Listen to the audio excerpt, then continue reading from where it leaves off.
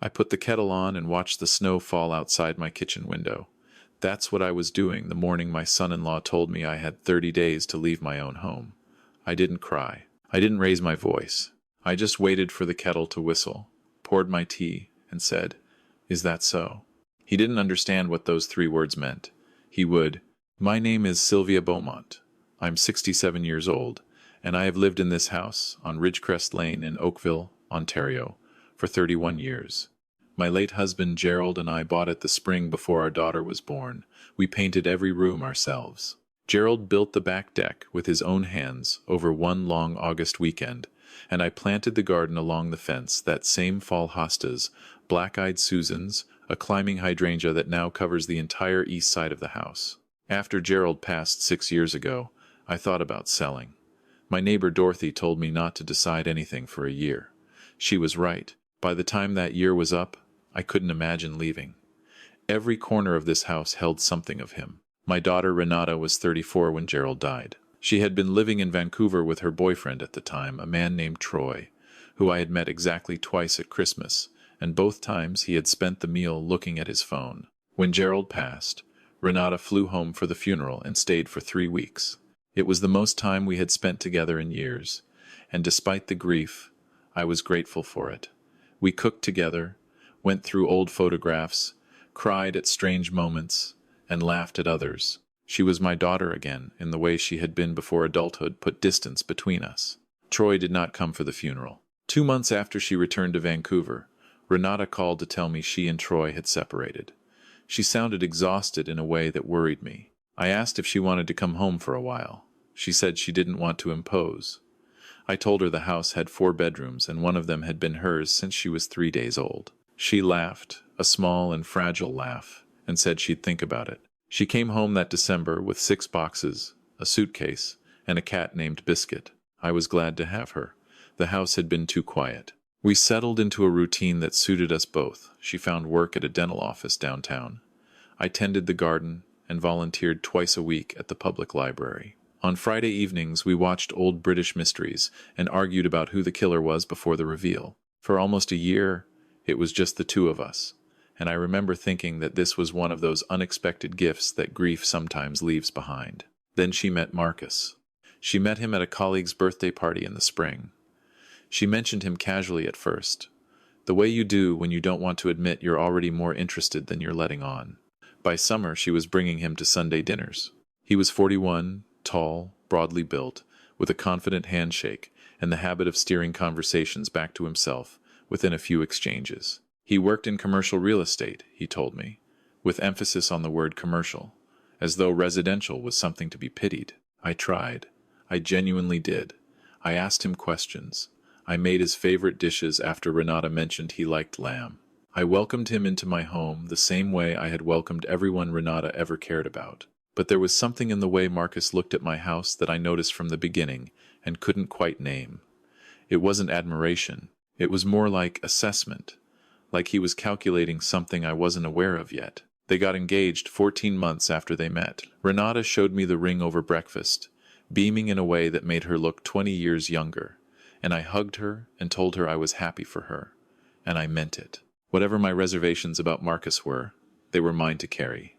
This was her life. She asked me, quietly, over that same breakfast, whether they might stay on at the house for a while after the wedding, just until they saved enough for a down payment of their own. The market was brutal, she said. I knew it was. I said, of course. She squeezed my hand across the table. The wedding was small, 30 people at a vineyard north of the city, a warm September afternoon.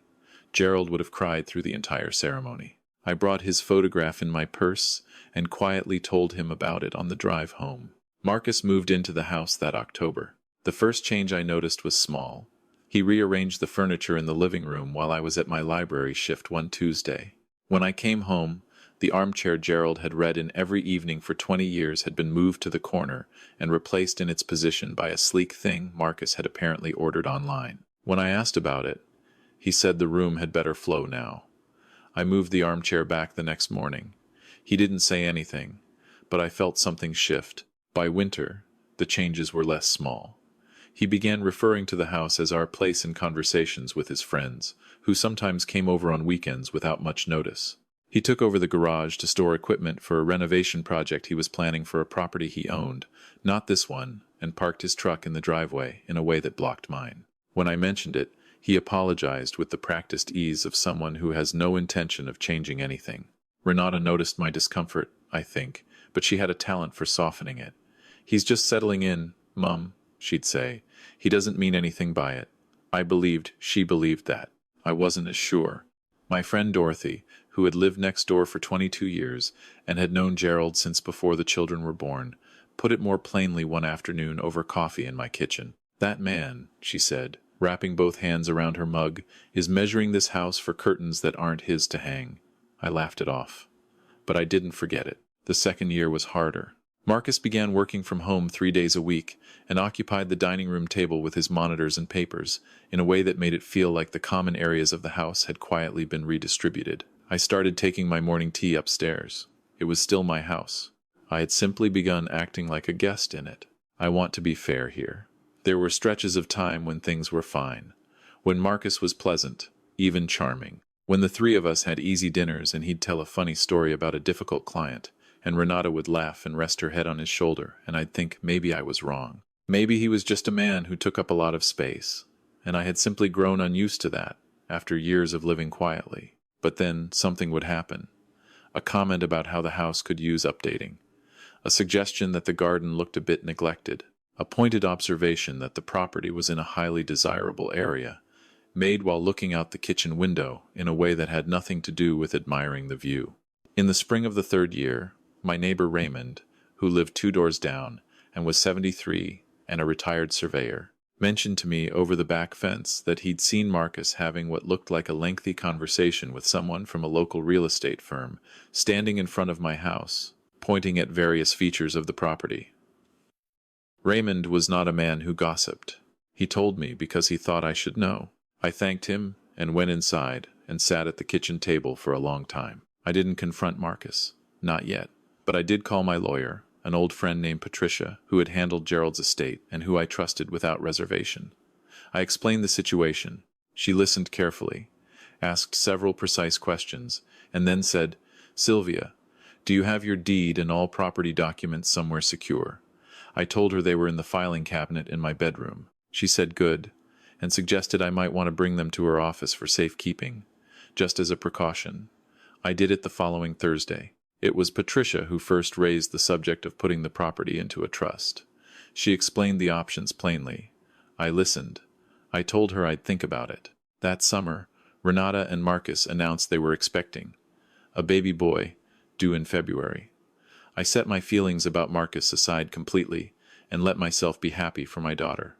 I knitted. I repainted the small bedroom at the end of the hall. The color Renata chose a soft gray-green she'd seen in a magazine. I pictured Gerald's face if he'd been here to know he was going to be a grandfather. The baby, Oliver, arrived on a cold Tuesday in February during a snowstorm that knocked out the power on our street for 6 hours. He was 7 pounds, 2 ounces, and when they placed him in my arms at the hospital, I understood completely why people say that grief and joy can coexist without canceling each other out. For a few months after Oliver was born, the house felt different, fuller, warmer. Marcus was preoccupied with new parent exhaustion and whatever that does to a person's smaller agendas. Renata was tired but radiant. I helped with night feeds when she needed rest. I made soup. I was useful. And being useful felt like being home. By the time Oliver was 8 months old, Marcus had resumed his previous tendencies with new efficiency. He began making comments about space, about how a growing family needs room to expand, about how the house, while lovely, was underutilized.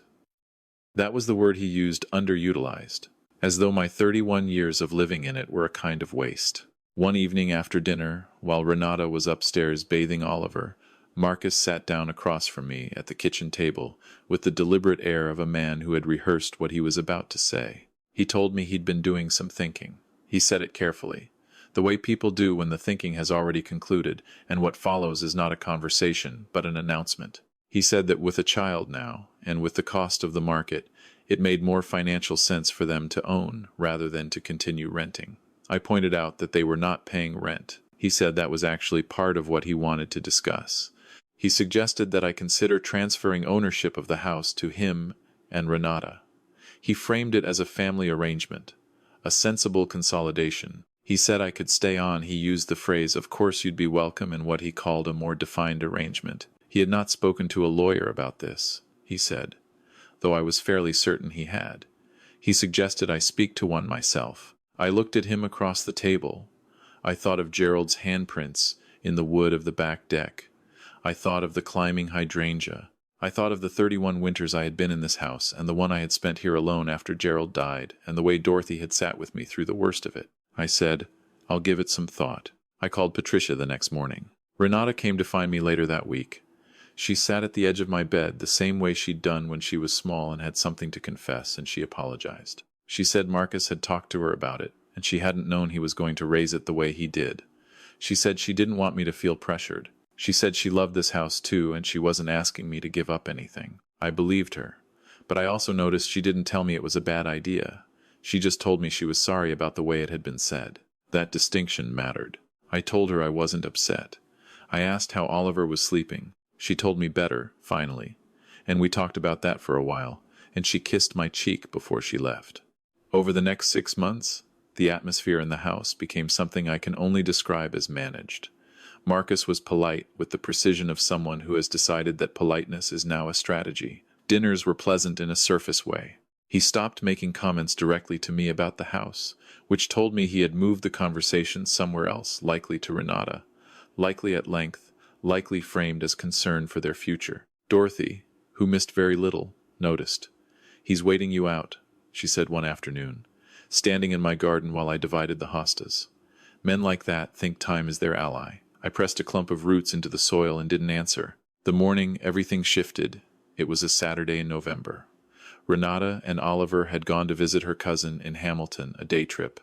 Back by evening, Marcus and I were alone in the house, which was unusual enough that I had planned to spend most of the day in the garden before the ground froze for winter. He found me in the kitchen around 10 o'clock. He had his coffee in one hand and his phone in the other, and he set the phone face down on the counter with the care of someone who has just finished a call they'd rather not mention. He told me he'd had an offer. He said a developer, a contact of his from work, was interested in the property. Interested enough to make it worth everyone's while. He said the number with a kind of casual precision that was meant to impress me. It was a significant number. The lot was large, and the neighborhood had changed considerably since Gerald and I first bought. He said he thought this could be a solution, that I could take my portion, buy something smaller, something more manageable for a woman my age, those were his words, a woman my age, and that he and Renata would use their portion as a foundation for something better suited to raising Oliver. I set down my teacup. I said, "Marcus, this is my house. My name is on the deed, as it has been since 1993. Gerald's name was on it with mine, and when he passed, it came to me entirely. There is no everyone's portion. There is my house." He said he understood that legally that was the current situation. He said he was talking about what made sense going forward, for the family. I said, "I have spoken to my lawyer. I will continue to speak to my lawyer. Any further conversation about this property should go through her office." He stared at me. Something moved behind his eyes, recalculation, I think. He had expected a different version of this conversation. He said, "Sylvia, I'm trying to do right by everyone here." I said, "I know you are. I know exactly what you're trying to do." I picked up my tea, walked out to the garden, and stayed there until the cold drove me in. He drove away 20 minutes later. I didn't ask where he was going.